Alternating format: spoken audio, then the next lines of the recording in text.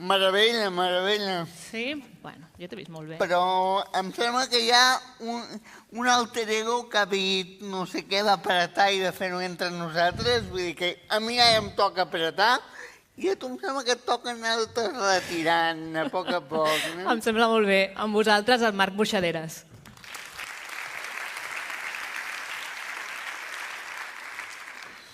I per començar a apretar, perquè també està bé fer-ho en un dia com avui, en un dia de reivindicació de drets, ho faré a través de la meva història.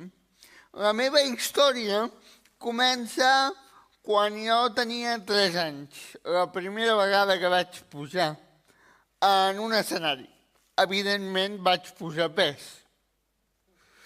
Vaig pujar i evidentment això és el que crea després, no? Vocació és el que crea o vocació o pavor. En el meu cas va ser vocació, no? I a partir d'aquí, doncs, moltes vegades anava a teatres, a cinemes, a auditoris, a museus, i em trobava que havia d'anar al teatre amb binòcules. Per què amb binòcules? Perquè les localitats accessibles estan allà al fons, darrere dels tècnics, quasi bé. Llavors, això us ho demano i gairebé que us ho exigeixo, de dir, hòstia, acostem-nos una mica, que jo tinc un 60 i un 30% a als ulls. Si em fots allà al final no veig una merda de l'espectacle que malament rai.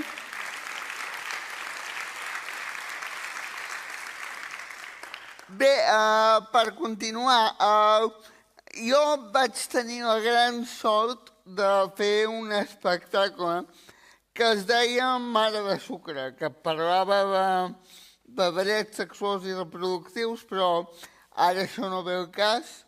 El que ve al cas és una frase d'aquest espectacle que diu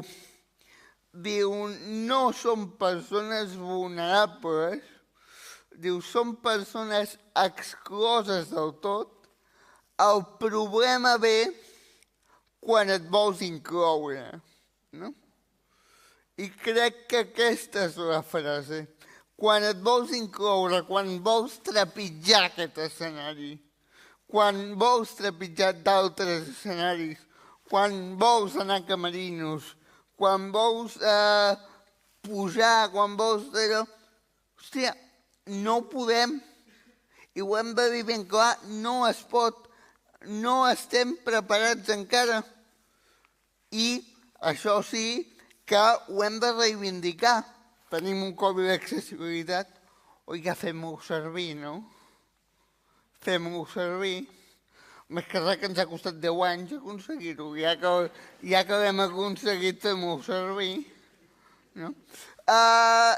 I llavors també una altra cosa, i acabo amb la reivindicació que venia a fer-vos, és que ja no només és que nosaltres formem part de la cultura, és que si no formem part de la cultura, tampoc s'atrau a nous públics, no?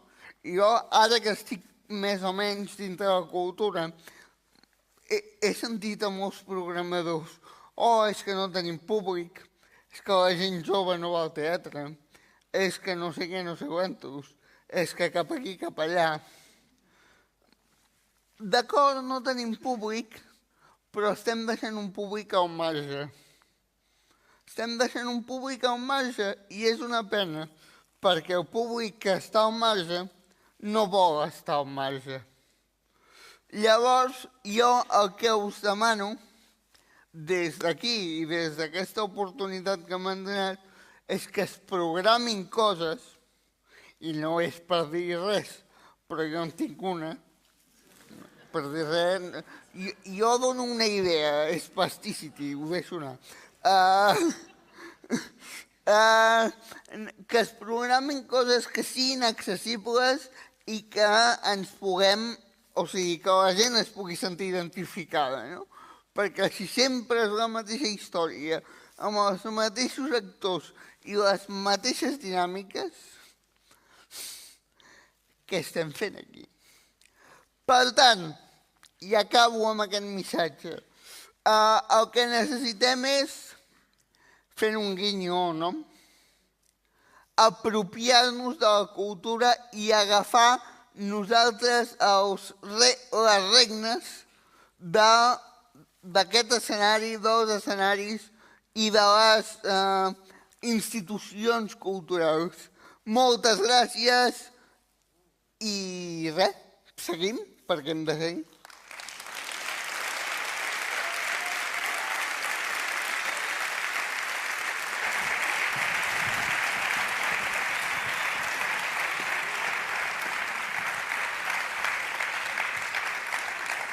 Marc Boixaderes, ho ha fet fantàstic. No t'has deixat res. I tant, i tant. Res de res. Escolta'm, us volia preguntar, alguna vegada us heu sentit exclosos? Ho dic perquè no sigui jo el raro que se sent exclòs sempre, saps? T'hauria de dir que se m'escapen les vegades que m'hi he sentit més que no m'hi he sentit. Diguem que amb tots els dits no t'arriba, no? No, al cap dels 20. Perfecte, doncs us deixo que teniu una taula ara important i seguim amb l'acte. Moltes gràcies.